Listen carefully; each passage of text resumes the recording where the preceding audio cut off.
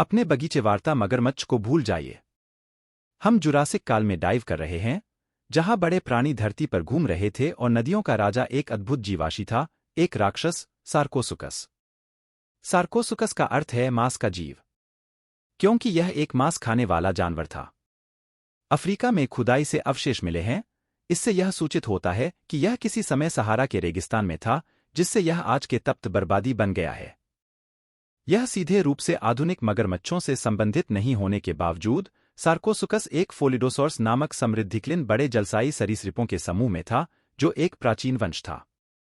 6 foot से भी लंबे खोपड़े और केले के आकार के दांतों के साथ, ये प्रागैतिहासिक शिकारी सबसे जबरदस्त जबड़े खोलने वाला सरीसृप था। अंदाजा लगाइए, इसकी काटने की ताकत टीरेक्स से भी दोगुनी थी। सर्कोसुचुस पानी में राज करने के लिए बना था। उसका चिकना शरीर उसे झील और नदियों में चौंकाने वाली फुर्ती से दौड़ाता था, और उसकी ताकतवर पूंछ एक पैडल की तरह काम करती थी, उसे आगे बढ़ाती थी। सर्कोसुचुस का मुख्य भोजन मछलियों, कछुओं और दूसरे जलीय प्राणियों से बना होगा। उसका लंबा जबड़ा, जिसके सिरे पर हड्डी का उभार था, शायद पानी के दबाव के बदलाव को महसूस करने में मदद करता था, जिससे वो बिना सोच समझे घूमते शिकार का पता लगा लेता था।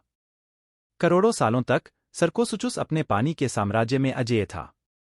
कोई जीव उसकी ताकत को चुनौती देने की हिम्मत नहीं करता था।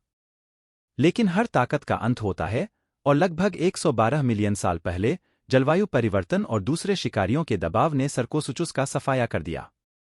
तो अगली बार आप चिड़ियाघर में जाएं और क्लोरीनयुक्त पानी में लेटे मगरमच्छ को देखें, तो सर्कोसुचुस को याद करें, एक दांतेदार राक्षस जिसने टीरेक्स को भी थर्रा दिया होगा।